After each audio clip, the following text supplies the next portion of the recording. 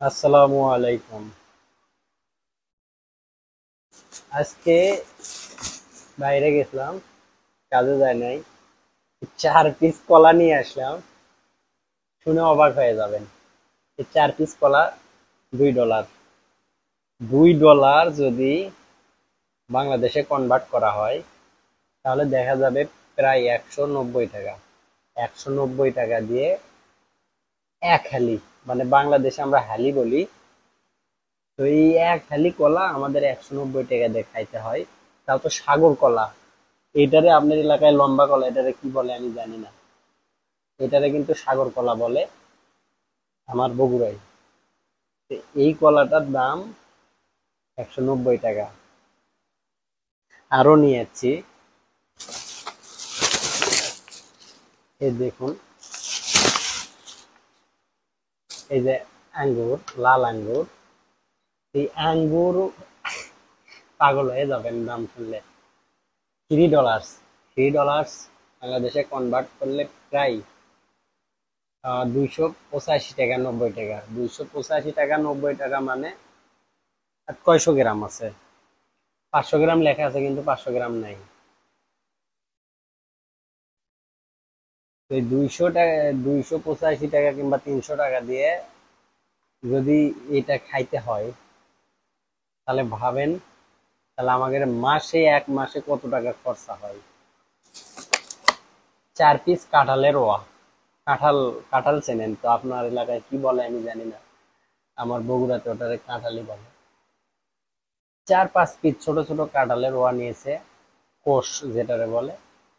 ওইটা এরকম, same same এরকম একটা এর ভিতর ছিল, বক্সের ভিতরে, ছোট্ট বক্স। 4-5 পিস $2 নিয়েছে। তো ওইটা গড়ে আমি হিসেব করলাম, ওইটা $2, এই কলা হলো $2, আর এইটা হলো $3। তো সর্বমোট হিসেব করে দেখলাম মোটামুটি $60 মতো খরচ করলাম, বাইরে গেছি আর আসছি। তা বাংলাদেশি প্রায় 700 টাকা। তো এইটা কিন্তু এক সপ্তাহের খাবার না, এটা আজকে হয়তো খাইছি, কালকে দিনে খাইলে শেষ। তো আর এই যে এই ক্যাটারিং এর খাবার, যারা সিঙ্গাপুর আছে তারা চেনে। এই ক্যাটারিং এর খাবারটা যারা খায়, এটার দাম বাংলাদেশি মানুষ জানলে অবাক হয়ে যাবেন। আপনারা যারা বাংলাদেশ থেকে আমার ভিডিওটা দেখতেছেন কিংবা দেখেন সব সময়, এটার দাম শুনলে অবাক হয়ে যাবেন। এই যে কাগজে দেখতেছেন, এটা হলো ভাত, এই পাশে ডাল, আর এই যে এই পাশে এই বক্স হলো তরকারি আছে। তো এখন লাইনে আসেন, এটা এক মাসে দিতে হয় 140, 150। আবার কিছু কিছু আপনার ক্যাটারিং আছে 170, 200 টাকার ক্যাটারিংও আছে। যে যার যেরকম রুচি হয় সে সেরকমই খায়। তো সব মিলে সিঙ্গাপুরে একটা মানুষের প্রতি মাসে 30 থেকে 35 হাজার টাকা খরচা হয় একজনের। তাহলে তার ইনকাম হবার কথা কত? তাহলে একটু ভেবে দেখেন।